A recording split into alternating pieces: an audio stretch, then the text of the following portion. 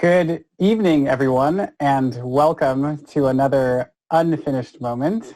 I'm Mike Safyan. I'm the VP of Launch at Planet, and I'm joined here with my colleague, Andrew Zolli. And we'll introduce ourselves more fully in a second, but I want to welcome everyone to this unique time. A lot of things happening in the world right now, and I was a speaker at Unfinished this past fall in 2019. I had an amazing time meeting the rest of the speakers, being able to share my story around what's going on in space and how that's impacting Earth, and meeting the rest of the participants. It's a really lovely community, and it's a really unique experience. And so it's really inspiring to see it evolve and grow even during these difficult times. So thank you to the IDOS Foundation and all the organizers and people working in the background to help make these moments happen. So as I mentioned, I'm the VP of Launch at Planet, and Planet is a satellite company based in San Francisco, California. We design, build, and operate the world's largest fleet of remote sensing satellites, and we're imaging the entire Earth every day and sharing that data with a number of different users and partners. So Andrew, if you'd like to say a little bit more about yourself and the work that you do in our impact department, that would be great. First of all, Mike, it's great to be here with you as always, and especially nice to be a new virtual member of this community. It's been great to meet some of the organizers.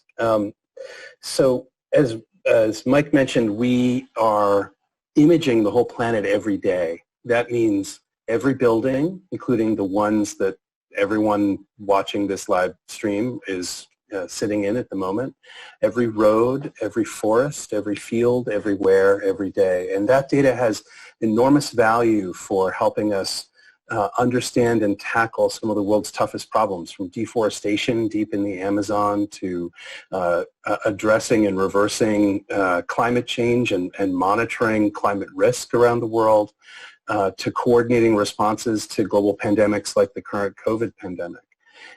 When the world shuts down in this extraordinary moment that we're in right now, the ability to look around the world through this big system and to monitor it for change takes on renewed importance, because it's difficult for us to get out of our houses, out of our communities, and be around the world.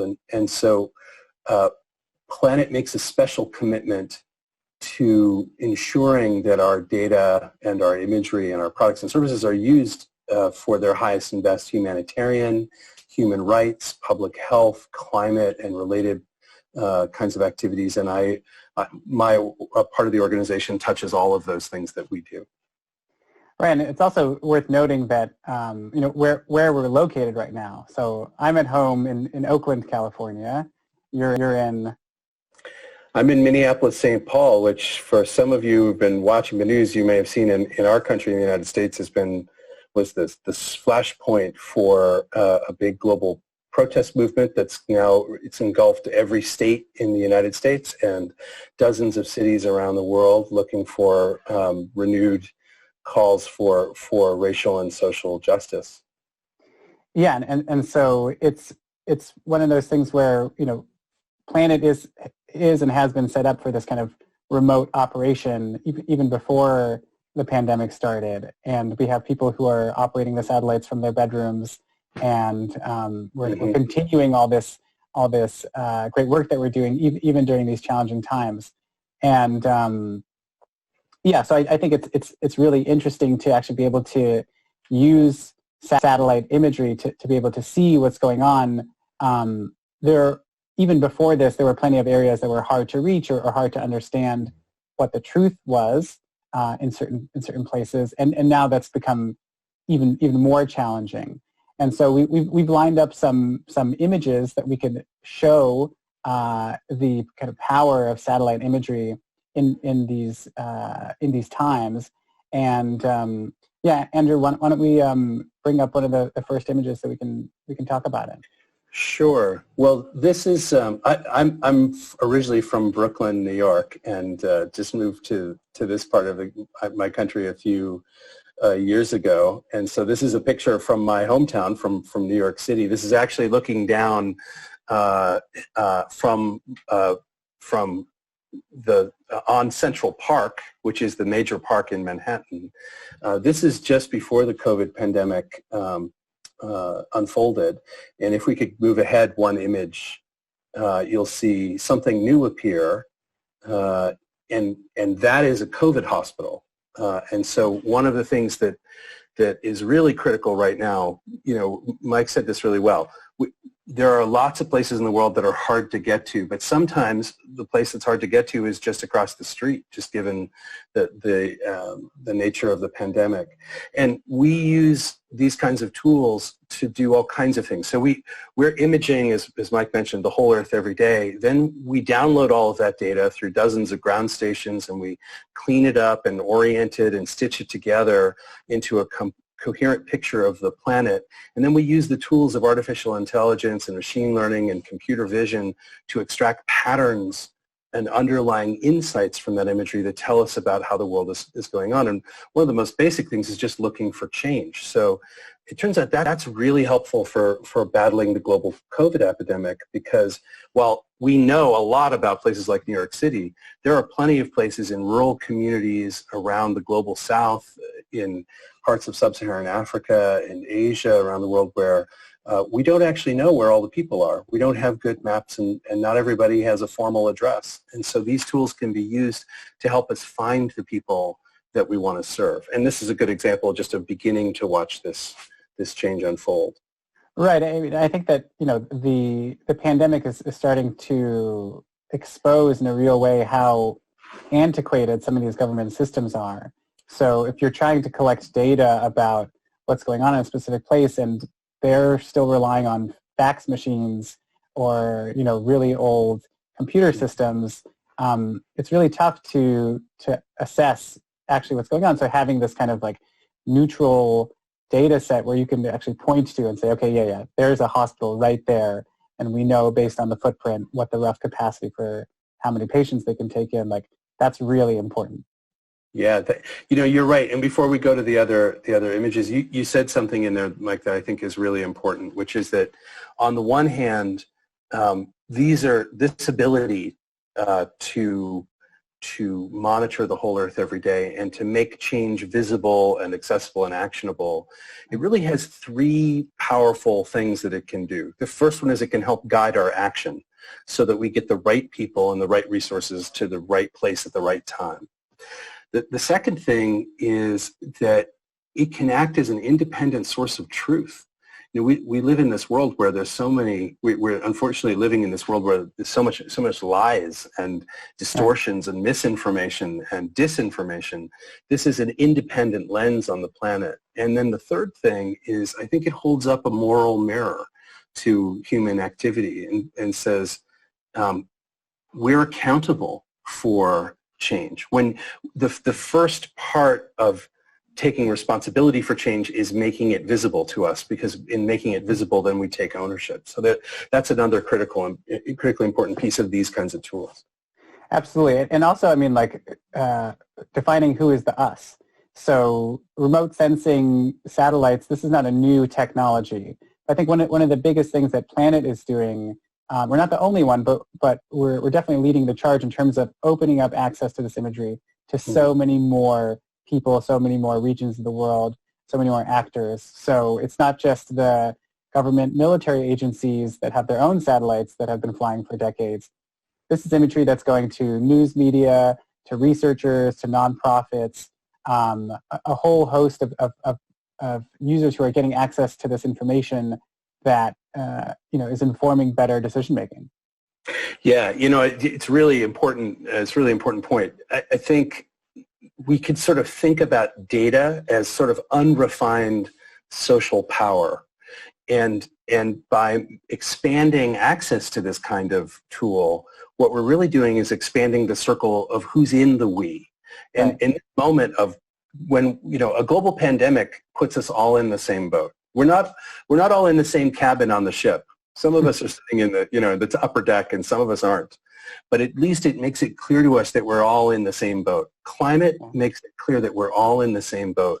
But not everybody has access to that kind of information, and the ability to see it and make it concrete, I think, expands. I mean, I sometimes refer to these tools as a kind of moral mirror that we hold up to humanity.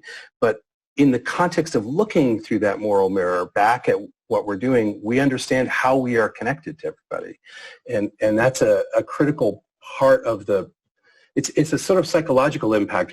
Mike and I get to look at this imagery all day long. This is what happens to you if you keep looking at it over and over and over and over again, is you get a sense of just how interconnected and inclusive our planet really is.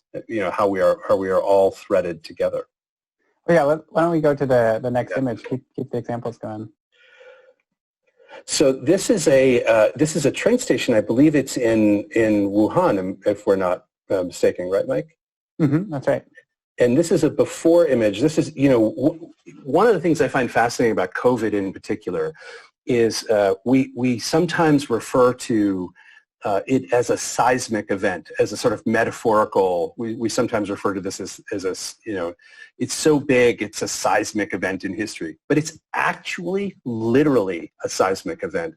Seismologists around the world who listen to the hum of the earth could literally detect a dip in the activity of human beings on it. When we drive and have trains and planes and automobiles and ships and all of these other human activities, they actually leave a sound on the planet. And as COVID as the COVID pandemic unfurled, we noticed this sort of quieting of the planet, and you can see it in some of this imagery. So this is before COVID. If we could go forward maybe to the next one.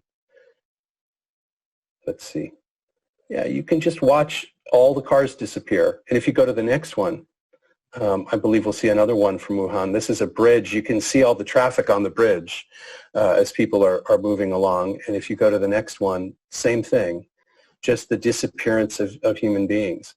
And, it turns out that ability, it's sort of interesting that we can do that now, but the ability to monitor that kind of activity is really important for a couple of reasons. In the middle of the pandemic, we had researchers who were able to identify specific factories that were in China that did not shut down. They didn't shut down in violation of the general order from the government to do so, and they continued to put pollutants into the atmosphere. And that's really important because it turns out that the impact of air pollution on COVID is really severe.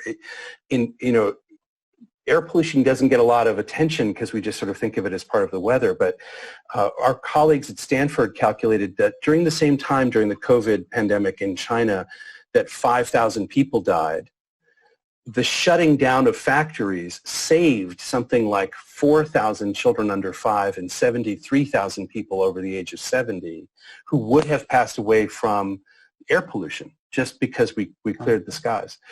And then the ability to monitor again as we eventually recover and restart our economies will give us a really good sense of where the recovery is occurring and the pace at which it's occurring, which will give us a much better tools, we think, to do targeted interventions to get everybody back up to speed and going again when we eventually are at the point where we have medications and actions we can take to stop the pandemic from occurring. So this ability to monitor the recovery is going to be really important to getting us a speedier and healthy recovery. Right, and also I think that you've alluded to that in general this is a really interesting time for remote sensing, for satellite sensing, because we have this very unique moment where there aren't as many cars on the road, the factories aren't operating at full capacity, and so you actually, the way I think about it is like if there's like a really loud noise going on in the background, but it's been happening for years, and then suddenly someone turns it off, right? Because you get used to it, and you forget that it even exists. And then you get to actually study, well, okay, if we did take dramatically reduce the cars on the roads, what does that do to air pollution? And we have data now. And so I think that this this gives us more informed targets of like where we want to get to in terms of climate change mitigation, because we just didn't have the data to this level before, industrialization really took over the world. But now we have these brief pauses that give us better informed targets and where we want to be moving towards. You're so right about that. The International Energy Agency has calculated that this year carbon emissions around the world will drop by about 8%. Mm-hmm. That is 6 times larger than the drop that we had during the 2008 global financial recession. Interestingly, the UN has told us that global carbon emissions need to drop by about that amount every year, year on year, for the next 10 years if we're going to avoid the worst effects of climate change. So in the most painful and awful way possible, we've just given everybody a glimpse of what a slightly less carbon-intensive future kind of looks like, what a slightly more climate-friendly future looks like. And now a big part of this is we're going to use this imagery to figure out how do we bounce forward to a world that puts us on a better path, not just to go bounce back to what was, but to bounce forward to what world we really want. We should keep going through the imagery because we're By the way, this is how Mike and I talk all the time. You guys are just dipping into the conversation that we have. That's right. There just happens to be a camera. Yeah, exactly. This is an image, actually. This is really interesting, before and after, from Venice. And there's a couple of things that are worth pointing out here. So first of all, Venice is just one of the most beautiful, extraordinary cities in the world, a true a jewel of cultural heritage. You can see, if you could go to the next image, just the dropping of activity, and really 2 things there. I mean, the first one is you see the change in the number of boats that are on the water, but you also see a change in the turbidity of the water, the kind of churning of the water. So what's going on in Venice is the water's gotten clear all of a sudden. It's sort of cleaned out parts of the city, because obviously the whole city rests on canals. It rests on water, and it's sort of given the local environment time to recover. And so scientists are going to be exploring the scientific impacts of this pause that Mike mentioned for many years to come. Should we go to the next one? Yeah. This is another example of looking at the economics, actually, of the recovery. What you're looking at here on the left and the right are the same factory. It should be obvious, but it's a Volkswagen factory in Germany. And what you see there in that big strip that in each of the left and the right images is on the left of the image are all of the automobiles that are outside of the parking lot.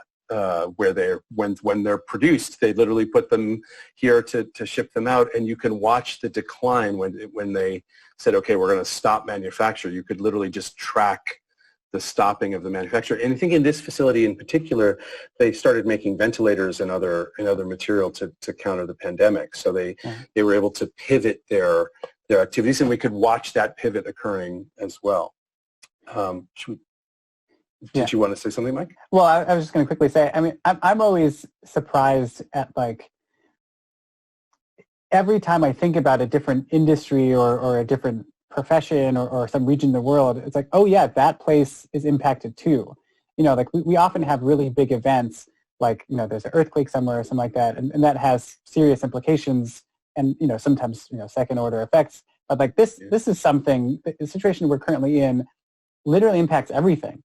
And so it's like, yeah, we have to pay attention to the hospitals and the race for the vaccine and all that, but like it's also impacting car manufacturers, and it's also impacting, refugees and stuff like that, which I think is a great segue to this next image. But it's if satellite imagery wasn't, was pretty useful before, it's like incredibly useful now, just because so much is changing and is such a good tool to see that change.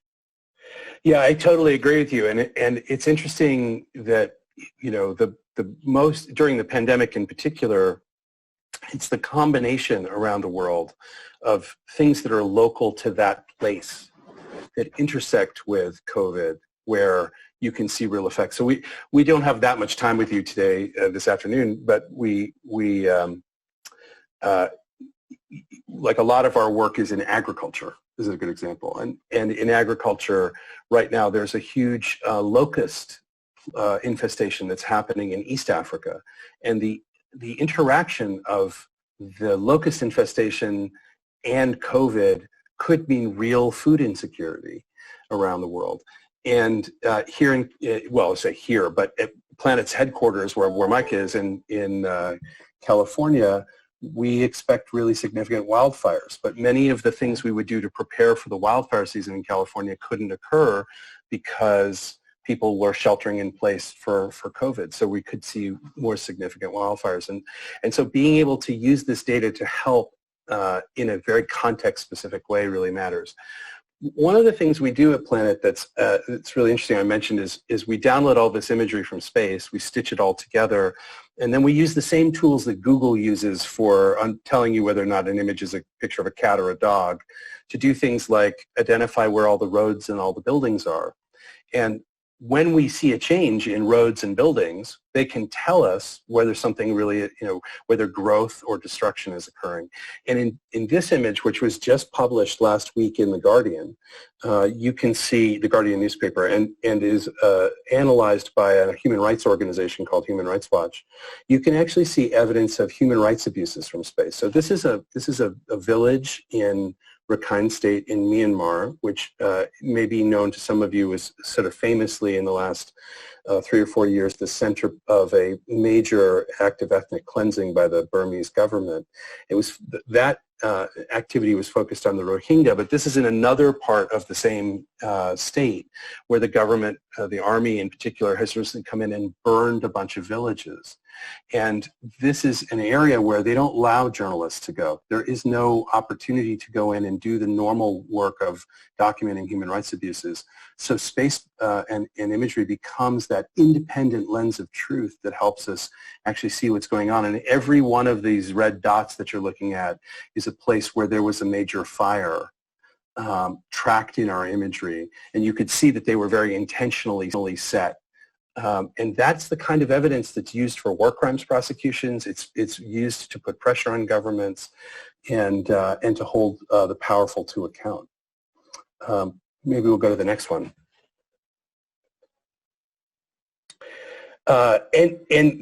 Just to pick among the most difficult to monitor places, even in the best of times, our data is currently used, these tools are currently used by the United Nations to monitor North Korea, for instance, for sanctions violations or to monitor the nuclear program in North Korea. This happens to be a picture from North Korea taken just a few, I think it was taken in late April on the 23rd. That's a picture of the Korean dictator's personal train, the leader of North Korea, Kim Jong-un.